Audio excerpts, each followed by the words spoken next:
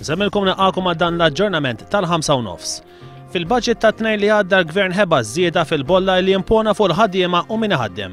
Waqt programm fuq One Radio il-keliem ewlieni laburista l-Finanzi Carmenu Vella qal li din iż-żieda fil-bolla se tkun ta' madwar €2.36 fil-ġimgħa. Fl-istess programm l-Europarlamentari Laburista Edward Cicluna qal illi għaliex il-Gvern ma rranġax it-tax bans ħafna nies se jmorru għar u mhux aħjar biż-żieda għall-lori tal-ħajja. Dwar id-dikjarazzjoni tal-Prim Ministru li qabel l-elezzjoni ġenerali li ġejja Malta mhux se tkun tista' tirċievi elettriku minn Sqallija, Charles Manjon qal li l-Gvern m'għandux politika ffokata biex jimplementa l-inizjattivi li hu stess ikun ħabbar. It-tielet sezzjoni li għalqet il-Kunsill Ġenerali tal-Partit Nazzjonalista kienet iddominata minn ċabċib u għajat. L-aktar Ministru li ntlaqat b'entużjażmu mill-folla kien il-Ministru tat-Trasport Austin Gatt. Huwa qal fid-diskors tiegħu li mhux se jkontesta l-elezzjoni li jmiss, iżda se jerġa' jkun fil-counting hall din id-darba mat-tfal tiegħu sabiex jara li l-Partit Nazzjonalista jirbaħ l-elezzjoni li jmiss.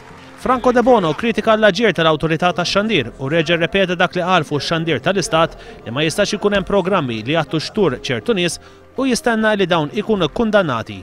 Min-naħa l-oħra Jean-Pierre Farrugia staqsa kif sa ftit jimilu fil-Parlament kienet jingħati li l-proġett tal-Interconnector kien se jitlesta fi żmien stipulat, filwaqt li l-bieraħ il-Prim Ministru qal li dan mhux se jitlesta qabel l-elezzjoni li jmiss.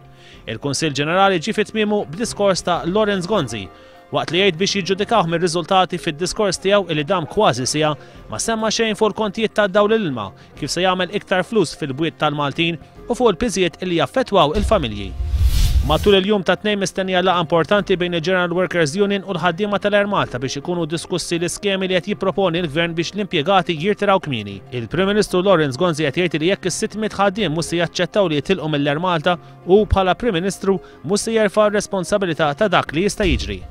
Kienu movimenti suspettużi minn żewġ żgħażagħ bis-swiet l-iskola ta' St. Joseph il-Blat tal-Bajden nhar il-ġimgħa li waslu lill-Pulizija biex tibda tinvestiga dan il-każ ta' traffikar ta' sustanzi. Pulizija mara illi minkejja li ma kienx xogħol dakinhar innotat żewġ ġifintur jaġixxu b'mod suspettuż f'karozza qrib l-iskola illi fiha dak il-ħin kienu għaddejjin il-lezzjonijiet.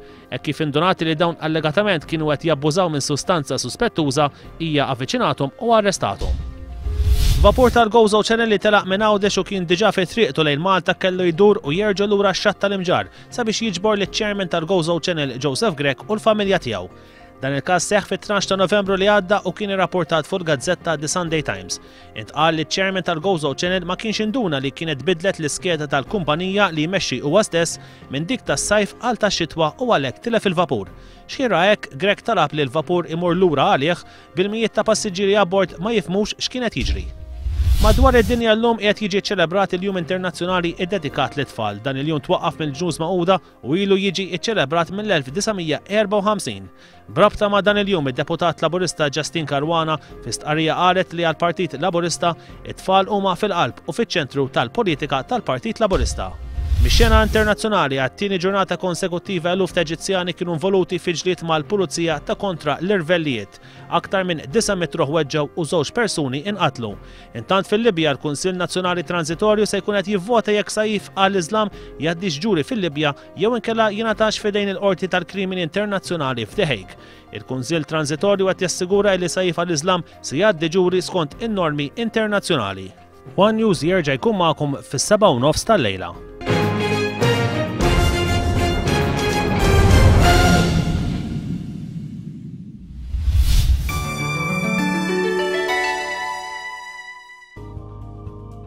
It-temp għal-jum ta' tnejn il-21 ta' Novembru mistenni jkun bi perjodi xemxin, il-viżibilità tajba, ir-riħ moderat għal xi ftit qawwi mixlok. L-ogħla temperatura 20 grad Celsius, l-inqas 15 grad Celsius, indiċi ta' raġġi UV 3. Total ta' xita fl-aħħar 24 sija 2 mm.8. Xita mill-1 ta' Settembru 209 mm.4. Il-baħar moderat imbagħad ftit li xejn li jsir baxx imħawwad. Temperatura tal-baħar 21 grad Celsius.